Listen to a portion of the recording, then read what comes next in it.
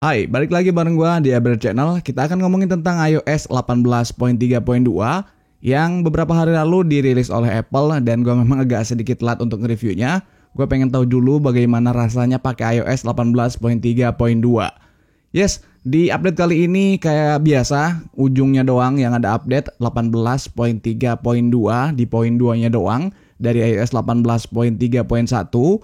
Yang artinya tidak ada fitur baru. Begitu juga informasinya, di sini ada infonya. Jadi update kali ini hanya ada perbaikan bugs dan peningkatan security update aja. Di sini ukurannya lumayan agak gede, 412,3 MB untuk iPhone XR punya gua. So, perbaikan apa aja yang diberikan atau yang terjadi di iOS 18.3.2? Yang pertama mungkin adanya di playback streaming konten yang mengalami masalah. Kalau gua pribadi tidak ngalamin isu-isu tersebut. Yang kedua adalah isu di bagian Wi-Fi. Nah, isu ini memang cukup berasa ya di iOS 18.3.2, di mana Wi-Fi-nya itu memang kadang putus nyambung. Padahal di handphone yang lain dengan Wi-Fi yang sama itu cukup anteng, cukup stabil. Di handphone Android punya gua itu cukup anteng, cukup stabil. Kadang kalau kita keluar rumah dalam jarak beberapa meter tiba-tiba terputus, dan ketika balik lagi ke rumah itu kayak minta di passcode ulang, minta di password ulang untuk dikoneksikan. Gua nggak tahu kenapa Wi-Fi ini agak lumayan lama isunya terjadi di iPhone atau di iOS 18 ini yang belum juga solve sampai hari ini. Yang kedua adalah isu yang paling banyak yang gua lihat di bagian kamera. Nah, di kameranya ini ada beberapa isu yang gue dapatkan dari beberapa orang subscriber maupun gue baca di berbagai forum kayak di Facebook atau di Twitter. Yang pertama adalah isu kameranya ngeblur, jadi susah fokus, khususnya untuk kamera belakang. Jadi ketika difocusing itu susah, tetap ngeblur dan begitu-gitu doang. Mungkin beberapa orang mengira handphonenya rusak, kameranya yang rusak, tapi ternyata memang itu bugs dari iOS 18.3.1. Ada juga sebagian orang ketika masuk ke menu kamera kayak gini, itu ngeblank hitam, jadi nggak ada gambarnya, hitam aja gitu. Nggak muncul apa-apa, jadi cuman black hitam. Ketika dia mau motret, mau bikin video, dipindah-pindah ke mode tetap hitam dan tidak muncul aplikasinya kayak ngehang gitu. Jadi kalau kalian ngalamin bugs-bugs kayak gitu, gue sangat menyarankan untuk update ke iOS 18.3.2 ini. Terus buat kalian yang mungkin handphonenya udah support untuk zoom in, zoom out kamera atau lensa ultrawide-nya ada. By the way, punya gue ini iPhone XR yang gue di video kali ini. Karena iPhone yang 14 lagi dipakai, jadi nggak bisa contohin. Apakah bugs-nya itu, zoom in, zoom out-nya itu udah smooth atau tetap masih aja? Namun gue lihat dari beberapa orang yang udah update di iOS 18.3.2 belum ada perbaikan. Di zoom in, zoom out itu masih kayak patah-patah gitu. Jelas bugs tersebut itu bakalan ganggu, dan kita berharap akan ada update lagi, akan ada perbaikan lagi di iOS 18.4 yang Apple rencananya bakal ngerilisnya di bulan depan atau bulan April 2025. Yang berikutnya adalah di bagian galeri.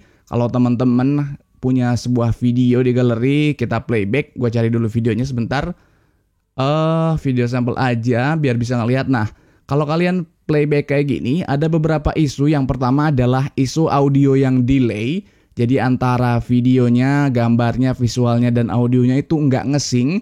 Jadi kayak ketinggalan gitu, audionya delay. Atau yang kedua adalah patah-patah. Jadi ketika di play itu, padahal videonya itu nggak patah-patah ya. Video aslinya itu smooth, normal, lancar. Ketika di playback malah patah-patah.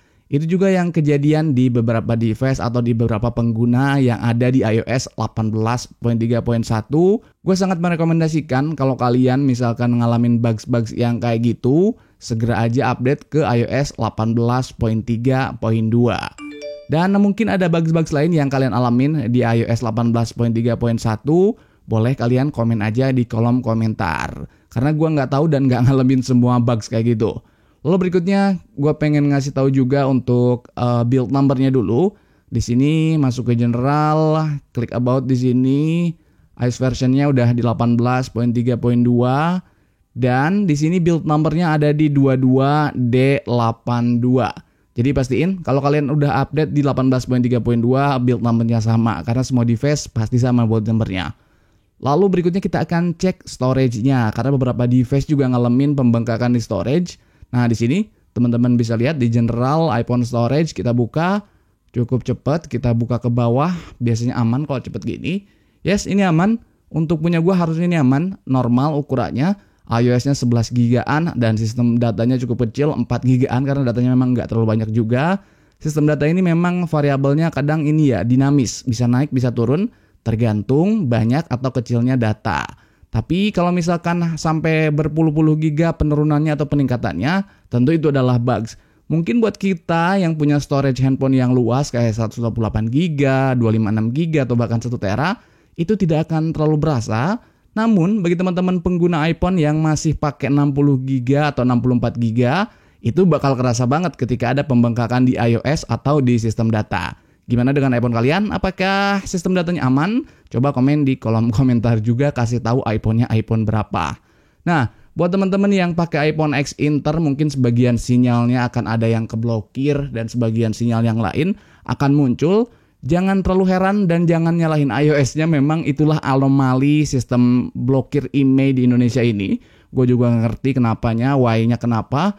Yang jelas ada dua hal yang pasti handphonenya itu aman. Yang pertama adalah iPhone yang resmi Indonesia, yang kedua adalah X Inter yang resmi bayar cukai atau yang masuk whitelist. Selain yang itu, kemungkinan besar sinyalnya hilang itu sangat gede banget dan mungkin banget karena memang sesuai aturan. Cuman sayangnya begitulah, aturannya belum maksimal dan belum bisa diterapkan secara menyeluruh. Jadi sayang banget bikin kita bingung jadinya. Untuk iOS 18.3.2 ini udah gue pakai sekitar 1-2 harian.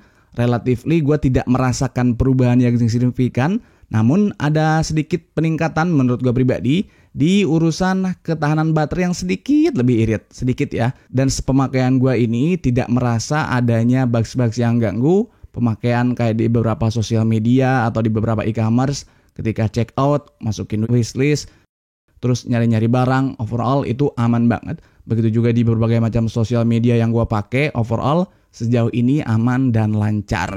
Untuk kamera, again sekali lagi gue belum coba untuk kamera di handphone yang lain, baru kamera di iPhone XR aja, dan ini lancar, gak ada masalah. Buat kalian yang punya kendala, punya masalah, punya pertanyaan, boleh drop aja di kolom komentar.